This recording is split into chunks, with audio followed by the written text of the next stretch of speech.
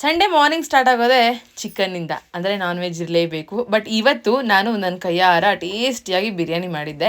ಇನ್ನು ಪಕ್ಕದಲ್ಲಿ white rice ಮತ್ತು ಚಿಚ್ಚಿ ಮೊಮ್ಮು ರೆಡಿ ಮಾಡಿದ್ದೆ ಮಕ್ಕಳಿಗೋಸ್ಕರ. ಇನ್ನು ಇವತ್ತು ಸಂಡೇ ಅಂತ ಹೇಳಿ ಜಯಂತ್ ಅಂದ್ರೆ ಫುಲ್ ಜಾಲಿಯಾಗಿ ಫಿಲ್ಮ್ ನೋಡ್ತಿದ್ದಾರೆ. ಬಟ್ ನಂದು ಹಂಗಲ್ಲ, full of schedules, full of works. ನಾನಿನ್ನು ಬಿರಿಯಾನಿ ತಿಂದು ವರ್ಕ್ ಮಾಡೋದಕ್ಕೆ ಅಂತ ಕೂತ್ಕೊಂಡ್ರೆ ಜಯಂತ್ ಇಲ್ಲಿ ಮಕ್ಕಳಿಗಿಬ್ರಿಗೂ ಊಟ ಮಾಡಿಸಿದ್ದಾರೆ. ಇವ್ರಿಗೆ ಊಟ ಮಾಡಿಸೋದು ಒಂದೇ, ಸರ್ಕಸ್ ಮಾಡೋದು ಒಂದೇ, ಹಂಗಿರುತ್ತೆ ಆ್ಯಕ್ಚುಲಿ ರಿಯಾಲಿಟಿ. ಇನ್ನು ಇಡೀ ದಿನ ನಂದು ಫುಲ್ ಆಫ್ ವರ್ಕ್ಸ್ ಇತ್ತು ಅಂತ ಹೇಳಿ ನಾನು ಅದರಲ್ಲೇ ಮುಳುಗೋಗಿದ್ದೆ ಫ್ರೆಂಡ್ಸ್. ಹಂಗಾಗಿ ಅವತ್ತಿನ ದಿನ ಕಂಟಿನ್ಯೂ ಮಾಡಲಿಲ್ಲ ಲಾಗ್. ನೆಕ್ಸ್ಟ್ ಮಾರ್ನಿಂಗ್ ಎದ್ದು ಡೈರೆಕ್ಟ್ ಆಗಿ ಫ್ರೆಶ್ ಅಪ್ ಆಗಿ ಬಂದು ಇವಾಗ ತಿಂಡಿ ಮಾಡ್ತಾ ಇದ್ದೀನಿ. ಇವತ್ತಿನ ತಿಂಡಿಗೆ ದೋಸೆ ಮಿಕ್ಸ್ ತರಿಸಿದ್ದೆ ಇನ್ಸ್ಟಂಟ್ ಆಗಿ. ಪ್ಲೇನ್ ದೋಸೆ ಇನ್ನೇನ್ ಮಾಡ್ಲಿ ಅಂತ ಹೇಳಿ ಪಾಲಕ್ ದೋಸೆ ಮಾಡ್ತಾ ಇದ್ದೀನಿ. ತುಂಬಾ ಅಂದ್ರೆ ತುಂಬಾ ಟೇಸ್ಟಿ ಆಗಿತ್ತು. ಲಂಚ್ ಬಾಕ್ಸ್ಗೆ ಒಳ್ಳೆ ರೆಸಿಪಿ ಫ್ರೆಂಡ್ಸ್. ಇದರ ಫುಲ್ ರೆಸಿಪಿ ನಾನು ನನ್ನ ಯೂಟ್ಯೂಬ್ ಬ್ಲಾಗಲ್ಲಿ ಆಲ್ರೆಡಿ ಫುಲ್ ಲಾಗಲ್ಲಿ ಶೇರ್ ಮಾಡ್ಕೊಂಡಿದ್ದೀನಿ, ಒಂದ್ಸರಿ ಚೆಕ್ ಮಾಡಿ.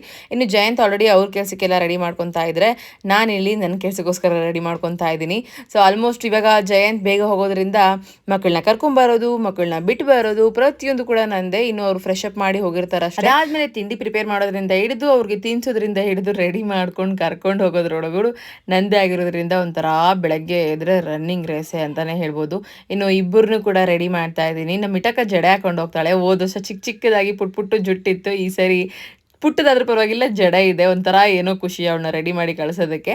ಇನ್ನು ಇದಿಷ್ಟು ಕತೆ ಆಯಿತು ಅಂದರೆ ಕೀಪ್ ವಾಚಿಂಗ್, ಮತ್ತೆ ಕಂಟಿನ್ಯೂ ಮಾಡ್ತೀನಿ. ಅಲ್ಲಿವರೆಗೂ ಹಿಂಗೆ ಸಪೋರ್ಟ್ ಮಾಡ್ತೀರಿ. Thank you.